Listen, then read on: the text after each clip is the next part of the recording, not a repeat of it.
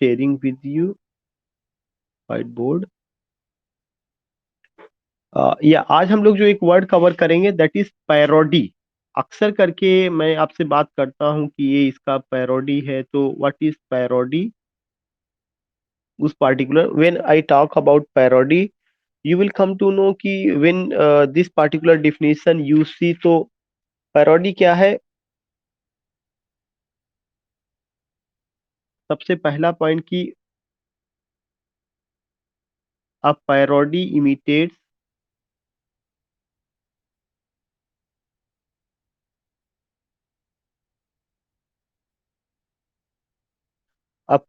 imitates the serious manner and characteristic,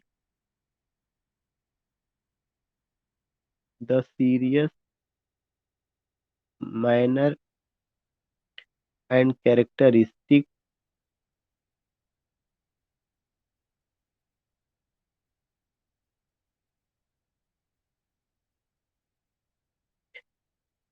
and characteristics feature features of a particular literary work, features of a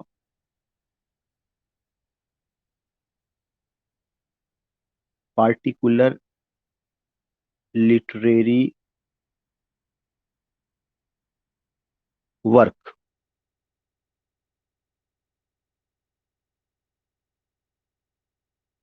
or the distinctive style of a particular author, or the distinctive style of the particular author.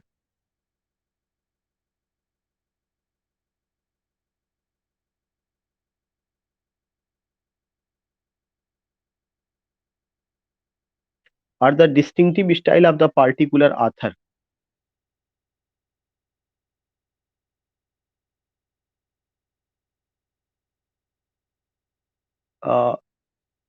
Now, if you have written it, so I would like to explain it here. When you talk about parody, तो parody के बारे में कहा गया कि अब parody imitates. पहली बात तो वर्ड कौन सा आया, इमिटेट्स आया. इमिटेट्स का मतलब कि किसी दूसरे वर्क का या किसी चीज का नकल करना. तो पैरोडी में चीजों को इमिटेट किया जाता है. किस चीज का इमिटेट किया जाता है. अब parody imitates the serious manner. जो मैनर, मैनर का मतलब ट्रीटमेंट, कि उसका जो तरीका है बात करने का, बताने का, उस सीरियस मैनर को इमिटेट किया जाता है. दूसरा चीज एंड कैरेक्टरिस्टिक फीचर्स, और कुछ उसके फीचर्स को of a particular literary work, किसी लिटरेरी वर्क का, are the distinctive style of the particular author. या तो जो है उस वर्क को इमिटेट किया गया जाएगा, या उस ऑथर की जो डिस्टिंक्टिव स्टाइल है उसको इमिटेट किया जाएगा. Again I would like to tell you when we talk about parody, तो पैरोडी क्या है. A parody imitates the serious manner and characteristic features of a particular literary work or the distinctive style of the particular author. This particular point. And next point I want to say, ये तो एक point हो गया. दूसरा चीज जो आपको ध्यान में रखना है कि इतना ही नहीं, समटाइम्स उसमें एक और चीज को इमिटेट किया जाता है.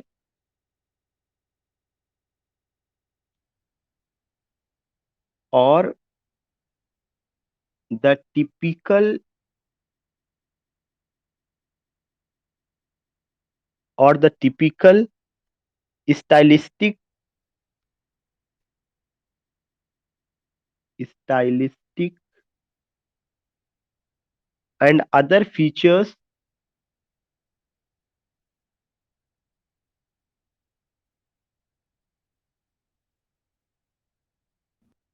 and other features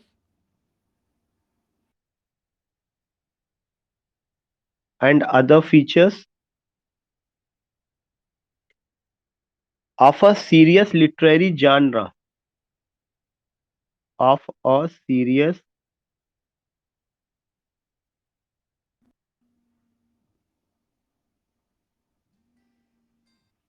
of a serious literary genre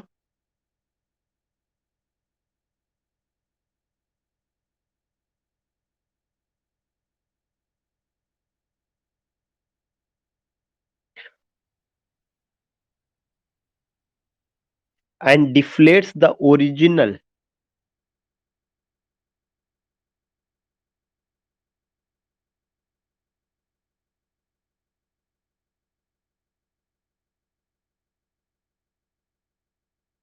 and deflate the original by applying the imitation by applying the imitation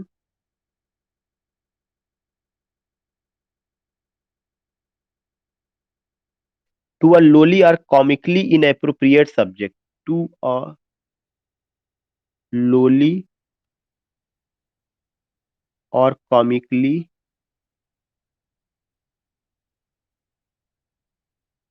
inappropriate subject,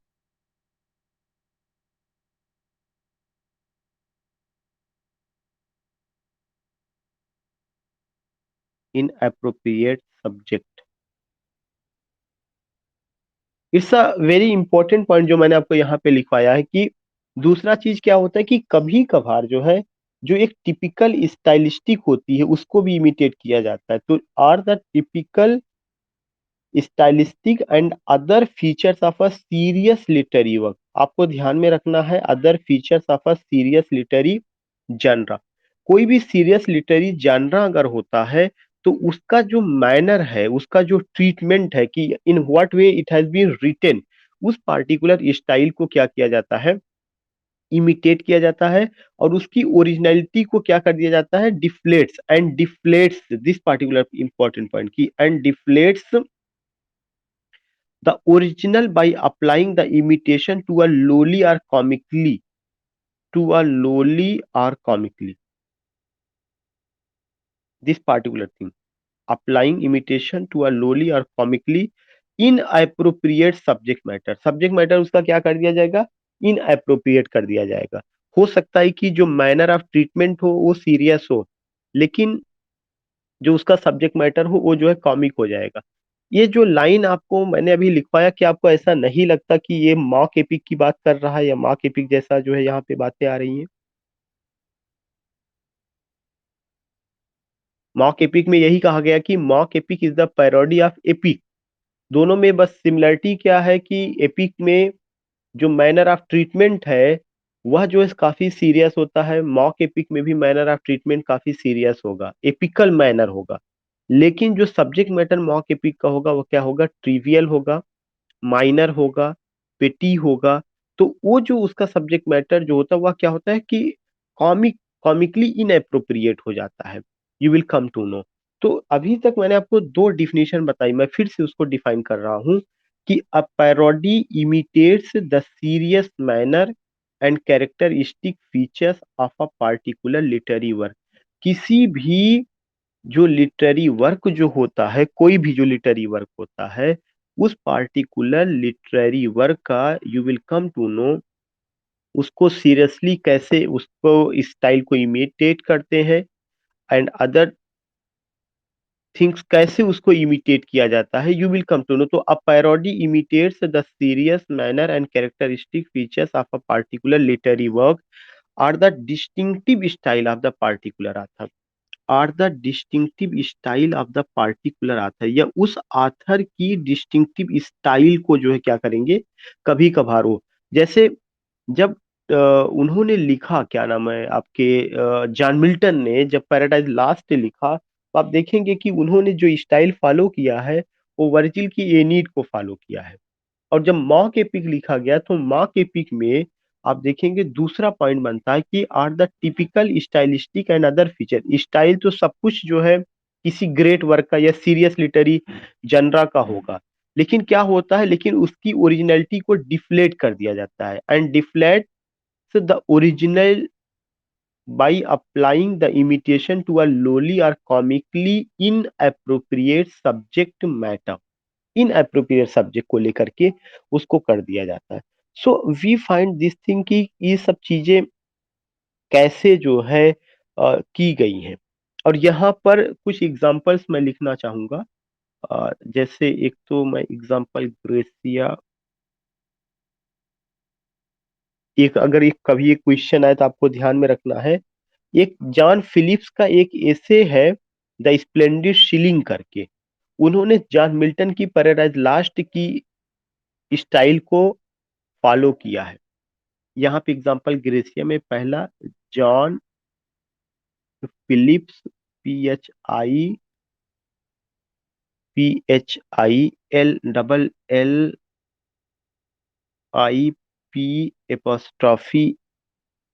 not apostrophe बल्कि ऑलरेडी उसमें इसके बाद जॉन फिलिप्स का एक एसे है, उस एसे का नाम है the splendid shilling. The splendid shilling.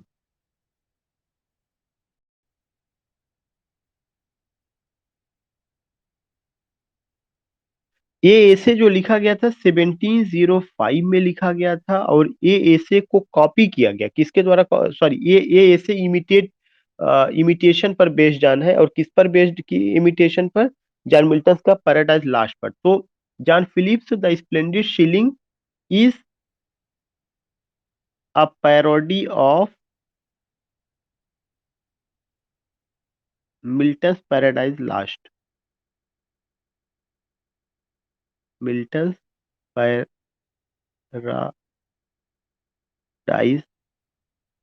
Lost 1667।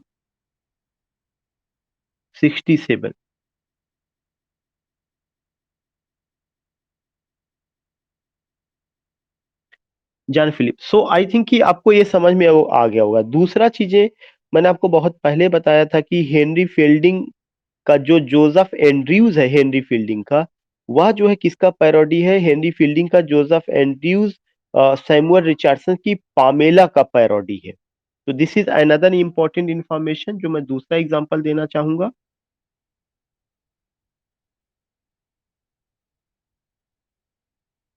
Henry Fielding, FIELDINGS,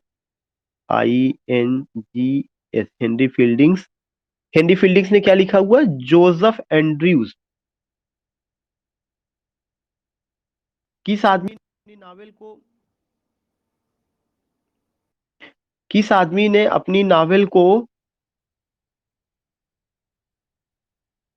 comic epic in prose कहा है?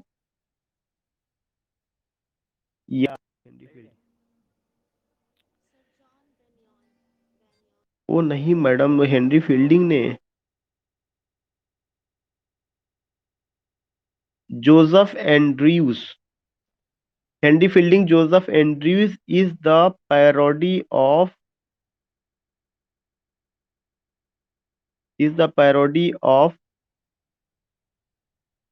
रिचर्डसंस रिचर्डसंस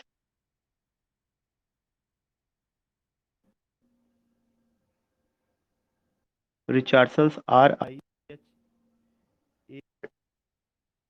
RICHARDSON, रिचर्डसंस पामेला।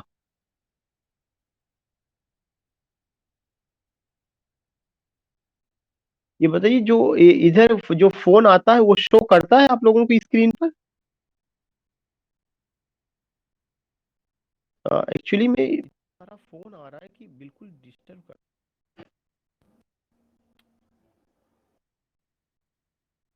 के टाइम में भी। तो ये दो पैरोडी आपको ध्यान में रखना है। Joseph Andrews is the parody of Richardson Pamela.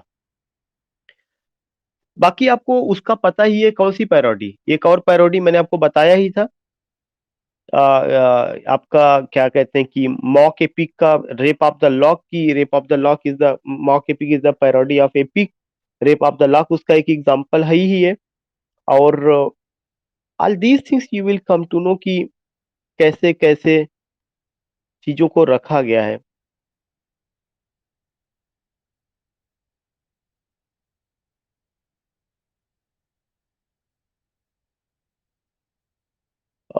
बाकी क्रिसमस स्कॉटलैंड।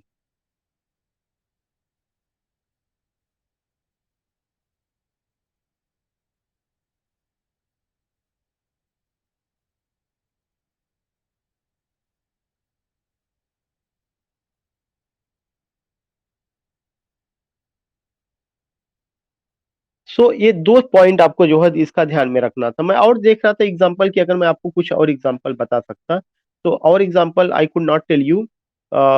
इसके पीछे रीजन है कि ऑलरेडी आप उससे वाकिफ हैं। कुछ छोटे मोटे हैं उससे बहुत मतलब नहीं है। लेकिन एक नॉवेल मैं यहाँ पे आपको बताना चाहूंगा। अगर क्वेश्चन आता है कि एक नॉवेल है नॉर्थेंजर अबे, किसने लिखा है? या दैट्स गुड, नॉर्थेंजर अबे। नॉर्थेंजर अबे, ABBEY is written by JANE, Jane Austen. इसमें भी कुछ हद तक पैरोडी आपको एक आध पैसेज में या कहीं देखने को मिल सकता है। तो ये चीजें आपको ध्यान में रखना। नॉर्थेंजर अबे, ये जेन ऑस्टिन का वर्क है and it's an example of Gothic novel.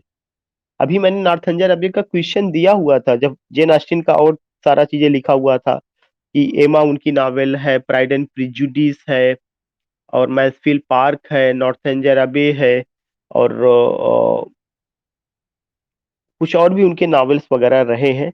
तो ये आपको नाम ही जरूर ध्यान में रखना, नॉर्थेंजर अबे जो उसको उन्होंने लिखा हुआ है। और अब आप देखेंगे कि ये जो इस तरह की इमिटेशन है, जो पैरोडी है, वो पैरोडी के कई रूप आते हैं। उनमें से कई रूप आते हैं। एक रूप आपका मॉक एपिक है। मॉक एपिक पर बार बार बात करना कोई वो नहीं है। उसमें उसका जो एक एग्जांपल दिया गया है आपको already, rape of the lock है। थॉमस ग्रे का ode on the death of a favourite cat करके रहा है। All these things we find. और उसमें कैसे सुपरनेचुरल मशीनरी का यूज किया गया जाता है, खास करके रेप ऑफ द लॉक में, और कैसे एपिकल मैनर पूरा यूज किया जाता है। तो वो जो पैरोडी है, उस पैरोडी का एक दूसरा फॉर्म हम कह सकते हैं मॉक एपिक है। लेकिन उसी से जुड़ा हुआ कुछ और शब्द है जो मैं डिफाइन करूंगा। एक वर्ड है ट्रावेस्टी। TRA, yeah, it's a new term. TRAVESTY।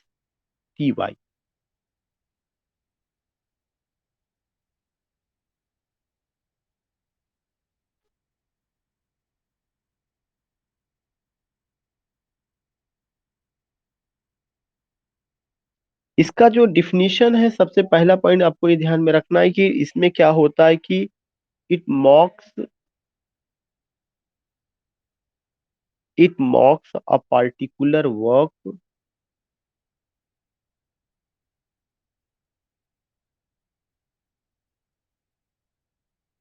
It मॉक्स a particular work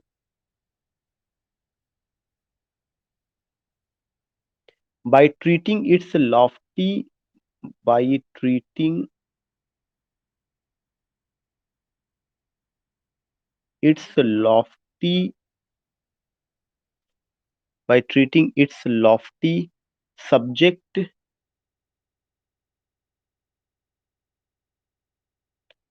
in a grotesquely GROTESQUELY undignified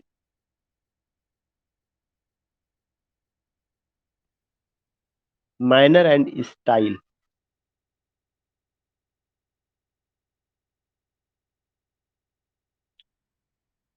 manner and style, this is only the definition, you don't have to go. कुछ और चीजों को इतना आपको ध्यान में रखना है कि जो ये ट्रावेस्टी है, ये क्या है? इट मॉक्स अ पार्टिकुलर, इसमें मॉकिंग की जाती है अ पार्टिकुलर वर्क को by treating its lofty subject in a grotesquely undignified manner। और वो कैसे किया जाता है? उसके लॉफ्टी सब्जेक्ट को ग्रोटेस्क में, मतलब काफी ड्राई, भद्दा करके, या बहुत ही मीनेस्ट वे में, चीपेस्ट वे में दिखाया जाता है। और अनडिग्निफाइड मैनर एंड स्टाइल, इसमें जो मैनर और स्टाइल होगा वह भी कैसा हो जाएगा, अनडिग्निफाइड हो जाएगा। So this is a very important point which we have to remember कि when we talk about this particular word, तो इसमें किसी पार्टिकुलर वर्ड को ऐसा ट्रीट किया जाता है by treating its lofty subject, इसके लॉफ्टी सब्जेक्ट को ग्रोटेस्क वे में, अनडिग्निफाइड मैनर और स्टाइल में। तो this is what, this is ट्रावेस्टी।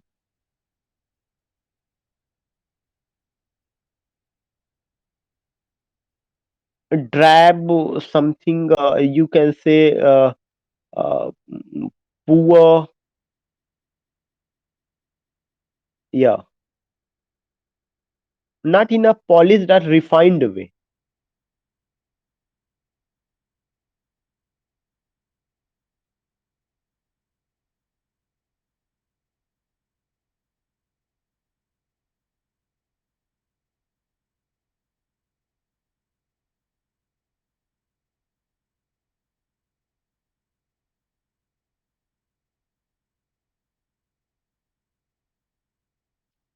एक एक फिल्म जैसे एग्जांपल ग्रेसिया I would like to give here. Mary Shelley's novel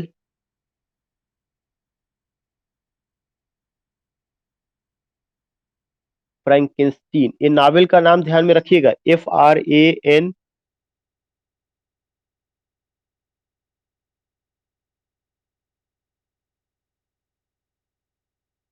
KENSTEIN, KENSTEIN,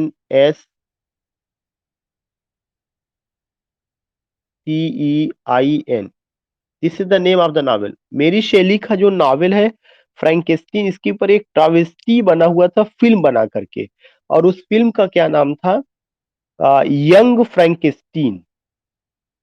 मेरी Shelley's novel फ्रैंकेस्टीन,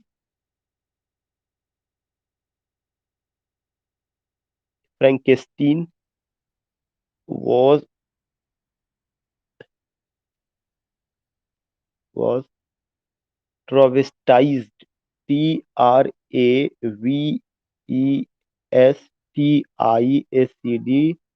in the form of a film,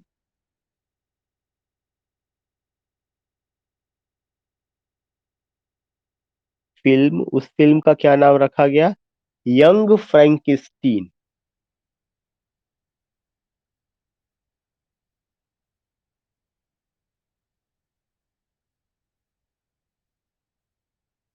this is the point.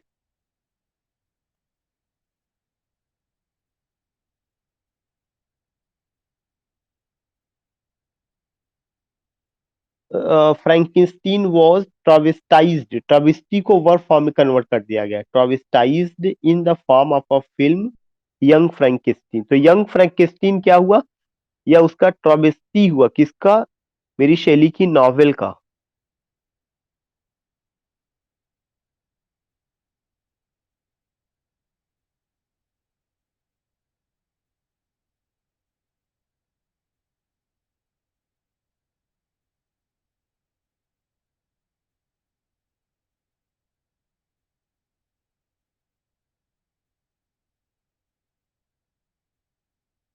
Now the next word जो इसी से संबंधित है, that is what, that is lampoon, एक नया शब्द है।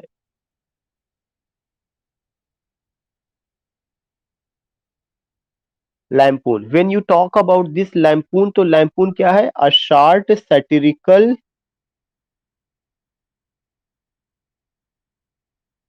A short satirical, a short सैटिरिकल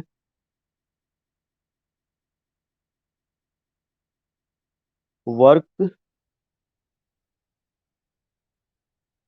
और a passage,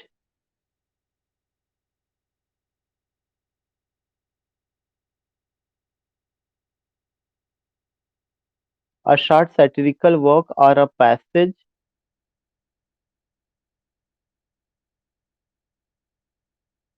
in a longer work, in a longer work, in a longer work which describes the appearance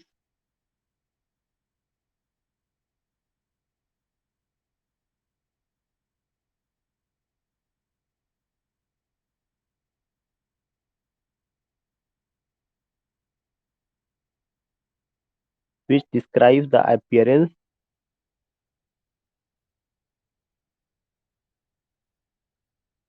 and character of a particular person,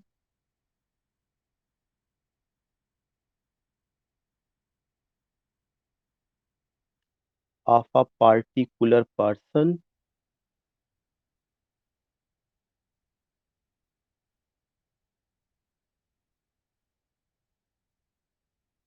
in a way that makes the person in a way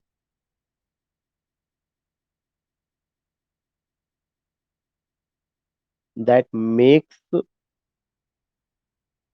a person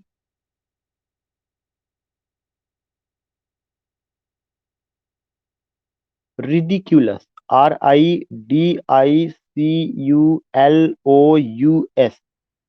what I want to say कि ये एक एक important definition है, जहां पे मैं slide को back कर रहा हूँ। लैम्पून के बारे में आपको ये समझना है कि this is what a short satirical work, ये भी एक सैटिरिकल वर्क होता है, शार्ट सैटिरिकल वर्क और अ पैसेज, या तो कोई ये सैटिरिकल वर्क होगा या तो छोटा मोटा पैसेज होगा। अ शार्ट सैटिरिकल वर्क और a passage in a longer work, किसी लॉन्गर वर्क में, जैसे अगर मैं बात करूं Absalom and Achitophel, Absalom and Achitophel जो क्या है कि एक लॉन्गर पोयम है, उसमें बहुत सारे कैरेक्टर है। उसमें एक कैरेक्टर जिमरी का है, तो उसमें जो जिमरी कैरेक्टर है, हो सकता है कि उसका प्रेजेंटेशन ऐसा हो, जो वो कैरेक्टर 10 लाइन 20 लाइन में 25 लाइन 50 लाइन में बताया गया हो, तो उसमें उस कैरेक्टर को कैसे प्रेजेंट किया गया, अगर वो कैरेक्टर इस तरह से प्रेजेंट किया गया है कि अ शार्ट सैटिरिकल वर्क और a passage in a longer work, किसी लॉन्गर वर्क में, विच डिस्क्राइब्स द अपीयरेंस, जो किसका जो है, which describes the appearance and character of a particular person, और उस पैसेज में किसी पार्टिकुलर पर्सन के अपीयरेंस को और उसके कैरेक्टर को अगर डिस्क्राइब किया जाता है, या इस तरह से in a way that makes a person ridiculous, और अगर उसमें उस पर्सन को रिडिकुलस वे में शो किया जाता है या पेश किया जाता है, तो वह चीज क्या होगा, वह चीज लैम्पून होगा। मैं फिर से बता दूं, ये वेरी सिंपल डिफिनेशन। लैम्पून क्या है, यह जो है एक तरह से फिर से मैं बताऊं कि अ शार्ट सैटिरिकल वर्क, या तो ये कोई छोटा सैटिरिकल वर्क होगा, या किसी लॉन्गर वर्क का एक पैसेज हो सकता है, जिसमें which describes the appearance and character, जिसमें किसी जो है कैरेक्टर के अपीयरेंस को इस तरह से प्रेजेंट किया जाता है कि ऐसा लगता है कि उसकी हंसी उड़ाई जा रही है। That makes a person ridiculous, जो लास्ट वाला पॉइंट है, that makes a person ridiculous. तो ये बहुत इंपॉर्टेंट चीज हो जाता है। अगर आप चाहें तो इसका सबसे बेहतरीन एग्जांपल जो अभी मैंने आपको बताया, character Zimri in John Dryden's Absalom and एचिटोफेल।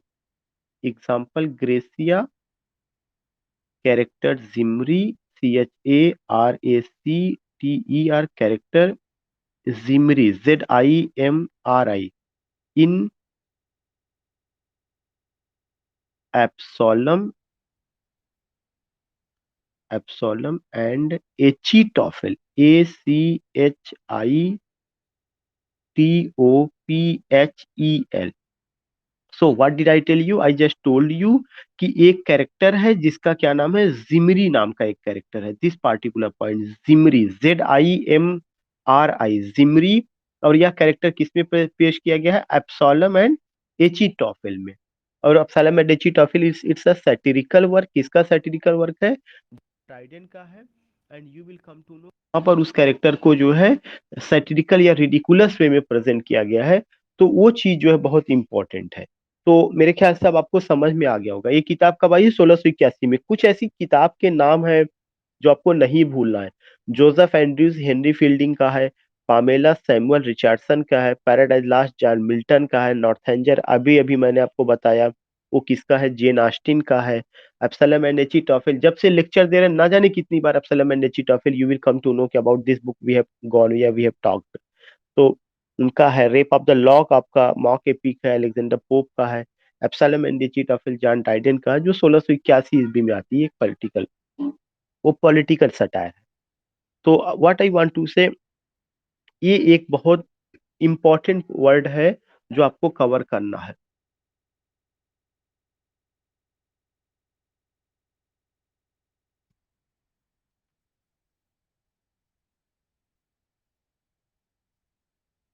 Not only clown or comic character. If there is a clown or comic character, it means that all the characters are not lampoon. When you talk about clown, so you find clown in Shakespeare's comedies, especially Shakespeare comedies. But they are what? They are highly knowledgeable person. They are highly knowledgeable person.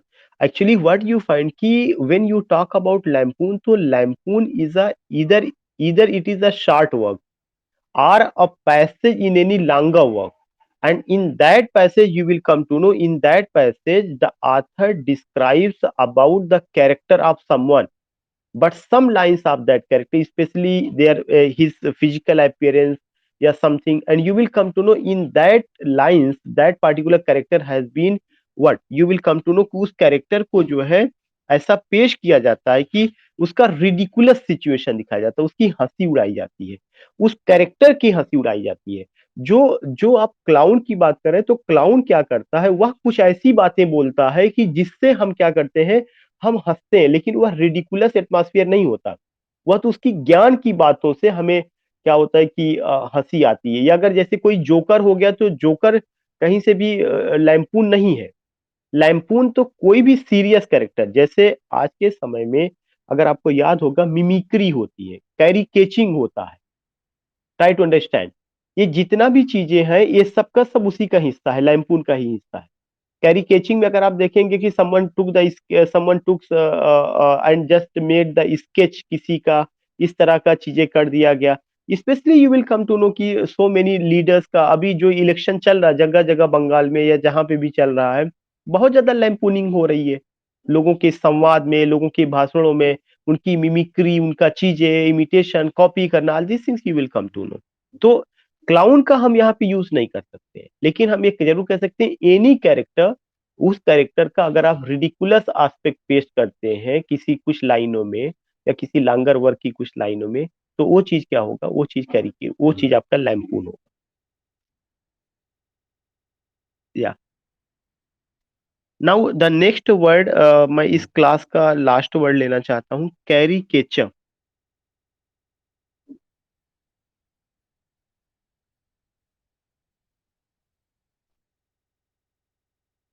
Caricature,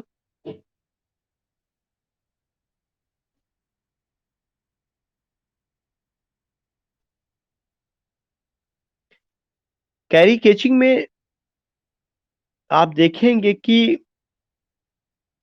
in verbal description what happens in, ये word ध्यान में रखिएगा, मैं जो चीज लिख रहा हूँ कैरी केचिंग में क्या होता है, verbal description. In verbal description as in graphic art, as in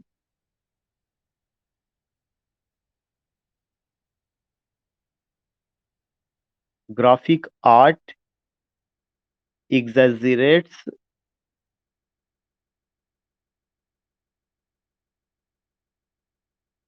comma, or distorts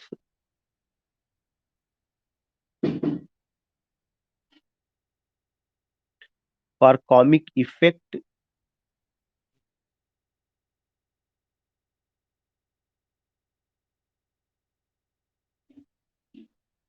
a person's distinctive physical features, a person's distinctive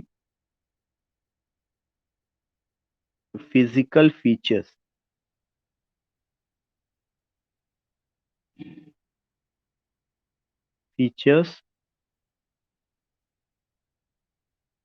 और पर्सनालिटी ट्रेट्स, और personality traits. So what I want to so, caricaturing जो है कितना important, यहाँ पे आप इसको समझ सकते हैं कि it's highly significant carry catching. और ये क्या होता है इन वर्बल डिस्क्रिप्शन।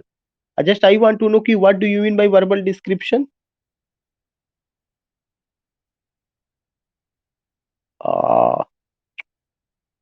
वर्बल और ओरल में मैडम कुछ फर्क होता है।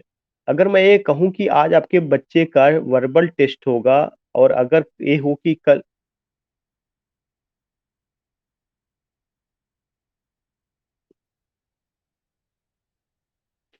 देखिए रिमेंबर दैट ओरल का मतलब ये हो।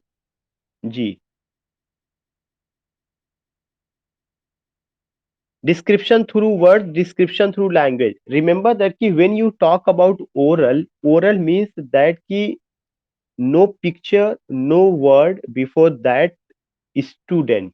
Orally you are talking, you are saying something and he is answering. For example के लिए, अगर जो है आप इंटरव्यू देने जाएं और उस इंटरव्यू में one side there is the examiner and other side you have taken your seat, examiner is asking the question when William Wordsworth was born, you said कि विलियम वर्ड्सवर्थ वाज बोर्न इतना इतना जो भी उनका date रहा हो, तब आपने बताया। तो ये आपका कैसा टेस्ट हो रहा है, ये आपका ओरल टेस्ट हो रहा है। अब अगर क्या किया है कि उन्होंने आपको एक एक एक ऐसा कुछ पिक्चर बना दिया है, समथिंग पिक्चर इज, वहां पे there is a white board, उस व्हाइट बोर्ड पर एक पिक्चर बना हुआ है। और उस पिक्चर को बनाने के बाद वहां पर आपसे ये पूछा जाए कि whose picture is this, nothing is written, there is no word, there is only a picture. और आपसे ये पूछा जाए कि वो क्या किया, इस पे क्या है। या अगर आपका के बच्चे का लोअर केजी में एडमिशन होना है, मैं क्या करूं कि कलर की एक बुक ले लूं, उस पे कलर तो बना हो लेकिन किसी कलर का नाम ना लिखा हो। और if I ask the that boy की टेल मी कि ये कलर किसका, ये कलर कौन सा, ये कलर कौन सा, तो जो अभी मैडम ने कहा कि description without word, try to understand, ये चीज क्या होता है, वर्बल होता है। वर्बल और ओरल में फर्क है, ओरल में ना तो कोई कलर होगा ना ही कोई वर्ड होगा। जो वर्बल होता है there will be something picture, there will some picture, but there will be no word at all, कोई वर्ड उसमें नहीं होगा, ये वर्बल टेस्ट होता है। तो उसमें जो है ये वर्बल डिस्क्रिप्शन है, जैसे उन्होंने कहा एज इन ग्राफिक आर्ट, जैसा कि आपको कहाँ देखने को मिलता है, ग्राफिक आर्ट में। उसमें चीजों को क्या किया जाता है, जब चीजों को बढ़ा चढ़ा के बताया जाए, डिस्टॉर्ट किया जाए, या कॉमिक, और क्यों किया जाए, for comic effect, a person distinctive physical feature, और किसी पर्सन की फिजिकल फीचर्स को इस तरह से करके दिखाया जाए, तो वो चीज क्या नजर आएगा, वो चीज जो है बिल्कुल और बिल्कुल आपका कैरी केचिंग होगा। फॉर एग्जाम्पल के लिए, अगर आपने देखा होगा कि तारक मेहता का उल्टा चश्मा जो आता है धारावाहिक, उसमें एक कैरेक्टर है हाथी भाई करके, जो बहुत मोटे हैं, now he is no more in this world. मुझे लगता है आप लोग वाकिफ होंगे, काफी मोटे हैं। अगर मैं उन हाथी भाई का कैरेक्टर क्या करूं कि अपने किसी दोस्त को, किसी दोस्त का मैं, जो दुबला पतला हो, अगर उस दोस्त को मैं हाथी भाई जैसा मोटा दिखाऊं, उसका कैरी केचिंग करूं, मैं स्केचिंग करूं, स्केच ले लूं और व्हाइट बोर्ड पे ऐसा कुछ बनाना शुरू करूं, जो बेचारे बहुत पतले हो, 45 किलो को, लेकिन मैं उनको दिखाने की कोशिश करूं 1 टन के हैं, 1 कुंटल के, ऑल दिस थिंग। तो ये जो मेरा कैरी केचिंग हो रहा है जो व्हाइट बोर्ड पर कोई चीज लेकर के, this is what, this is carry catching, यह कैरी केचिंग है। और वह क्या हो रहा है, किसी एक पर्सनालिटी का एक कॉमिक इफेक्ट करने के लिए we have done this game. Charlie Chaplin आपने देखा होगा, जो कार्टून होता है वो पूरा का पूरा कैरी केचिंग होता है। मेरे ख्याल से चीजें समझ में आ रही होंगी। Any problem.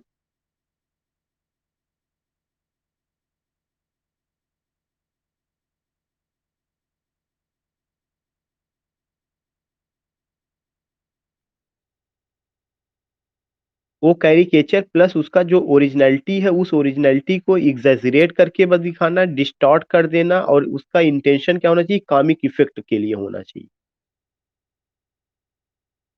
डिस्टॉर्ट का मतलब ये होता है कि उसके स्वरूप को बिगाड़ देना, या तो उसको बहुत छोटा करके दिखाना, उसको बहुत छोटा करके दिखाना, या उसके जो है बहुत बड़ा करके दिखाना, डिस्टॉर्ट कर देना, उसका जो प्री एग्जिस्टेंस स्ट्रक्चर है उस पूरे स्ट्रक्चर को ही खत्म कर देना।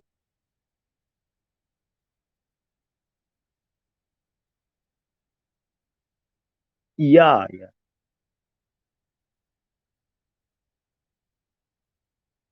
या undoubtedly you can just take it, you can just take it, but remember that when you talk about carry catching, it is what it's related to graphic art, especially graphic art में you take what you take some pencil, या you take something. अगर किसी बच्चे को ये कहा जाए कि तुम्हें कि मेरा कैरी कैचिंग करना है, तो क्या करेगा वो, अपने पापा की शक्ल भी भूत जैसा बना देगा, बच्चे जो बनाते हैं, तो वो उसने कैरी कैचिंग किया। और and often you will come to know कि पापा मम्मी का फोटो बना के फिर बीच में अपने आप को लगा देता है, और उसका कोई रिजेम्बलेंस नहीं, ओरिजिनलिटी से कोई रिजेम्बलेंस नहीं है। पता चली पापा के सर पे सींग निकाल दिया, समटाइम्स उनके बाल को खड़ा करके दिखा दिया, और कहता है कि you are looking like this character, you are looking like a devil, like a giant, some fearful situation he creates his parents.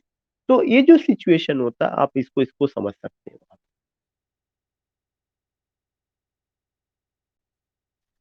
या ग्राफिक आर्ट का मतलब without colour, graphic picture, you make some picture but you don't paint that thing. As freehand sketching, you don't put any color, you just only make picture the outer appearance of someone, but that appearance is either in exaggerated form or distorted form, and for what, that is to create comic effect.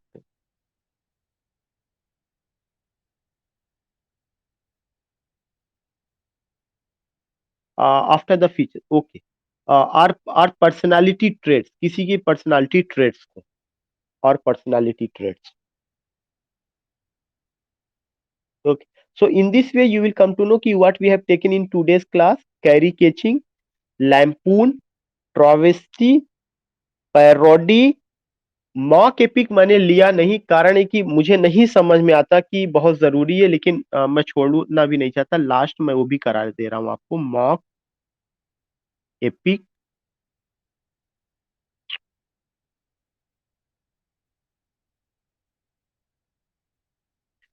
Number one, parody of epic. Mock epic we have done but not in literary term, not in literary term. Okay okay okay, बस let me write only 2 point: parody of epic,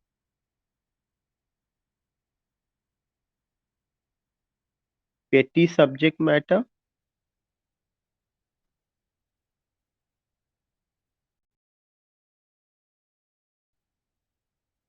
apical manner,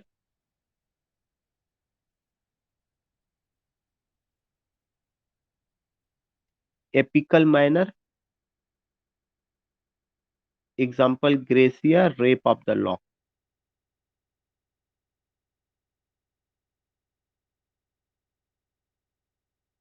by Alexander pope.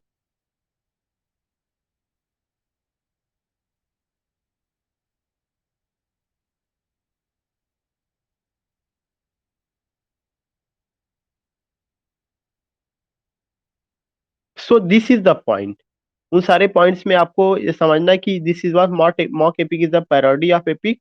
इसमें पेटी subject matter होता है, और apical manner, manner आपका क्या होगा, apical होगा। एक एग्जांपल मैंने आपको रेप ऑफ द लॉक दिया हुआ है, that has been written. So in this way we have taken this thing.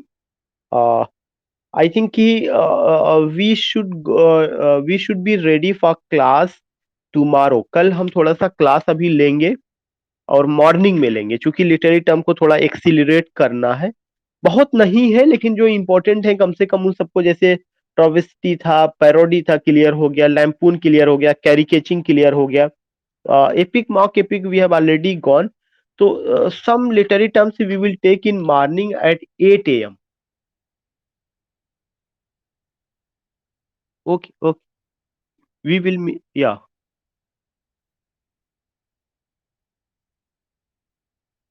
You have missed some lines of travesty. Actually मैंने तो जो उसको शेयर किया था वो भी I have someone will send to you madam, someone will send to, या can you tell me कि उसका कहाँ तक आपने क्या मिस किया था?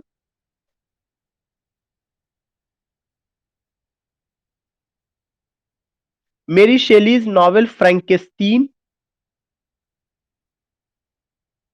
मेरी शेली का जो नॉवेल है उसका नाम था, just writing it here, Frankenstein. FRANKESTEIN,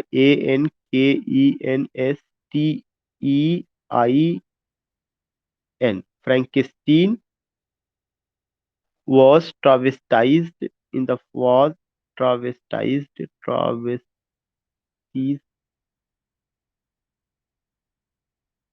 TISED, this is in the form of movie,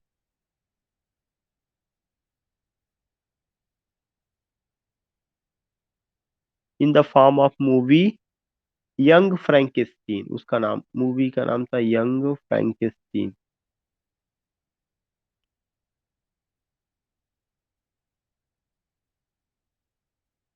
young फ्रैंकेस्टीन।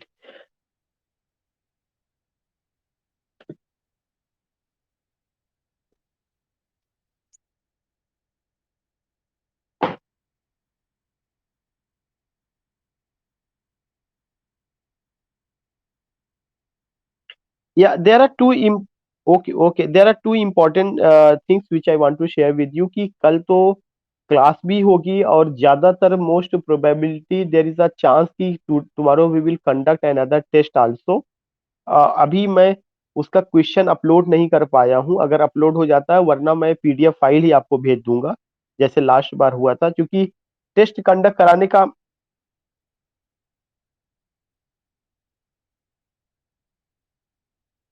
हाँ हाँ हाँ हाँ हाँ। तो टेस्ट कराने का पर्पज ये नहीं है कि मुझे आपके मार्क्स को चेक करना है, बल्कि टेस्ट का पर्पज है कि we have to accelerate our knowledge, या we have to increase our knowledge. और दूसरा चीज ये है कि उसको हम लोग ज्यादा से ज्यादा सॉल्व करें। तो अगर अगर टेस्ट सीरीज वाले पे हो जाता है, जो आपका क्लास लॉगिन आईडी बना, अगर उस पे हो जाएगा तो ठीक है, अदरवाइज मैं आपको PDF भेज दूंगा। और ठीक है, ठीक। ओके, ओके, मैं दोनों कर दूंगा। टेस्ट का अभी टाइमिंग मैं कल जब मैं क्लास लूंगा तो बताऊंगा।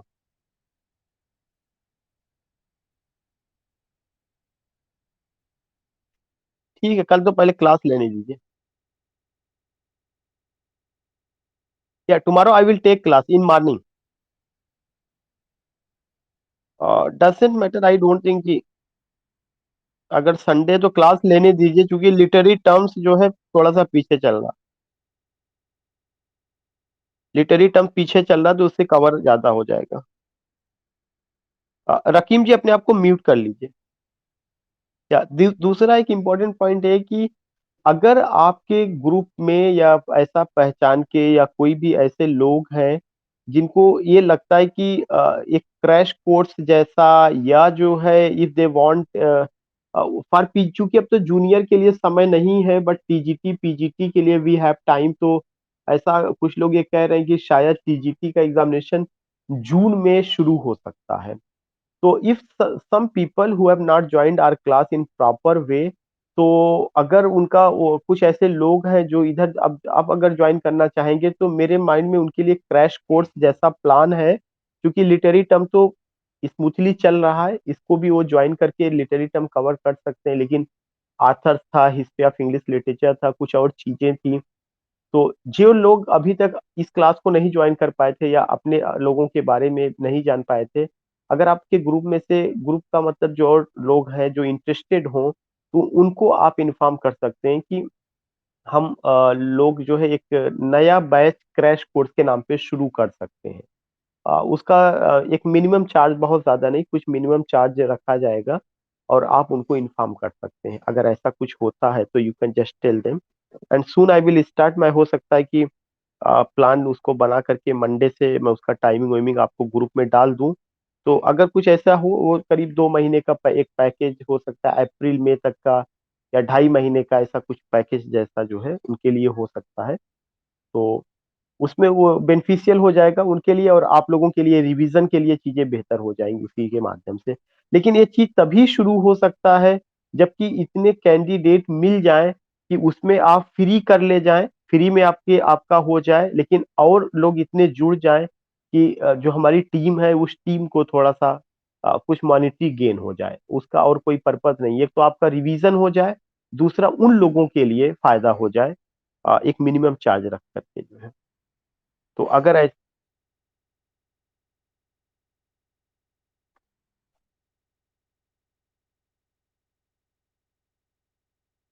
नहीं, रमजान तो शुरू होगा, रमजान का है, लेकिन उसको जो टाइमिंग होगा वो टाइमिंग चेंज कर दिया जाएगा। उन लोगों का जो क्लासेस का टाइमिंग होगा इस तरह से किया जाएगा कि सुबह में थोड़ा सा अर्ली मॉर्निंग में, जैसे 6 बजे से, क्योंकि रमजान में तो अमूमन लोग जल्दी उठ जाते ही हैं, तो उसमें कुछ ऐसा टाइम शिफ्ट कर लिया जाएगा, कोई ऐसी बड़ी चीजें नहीं है।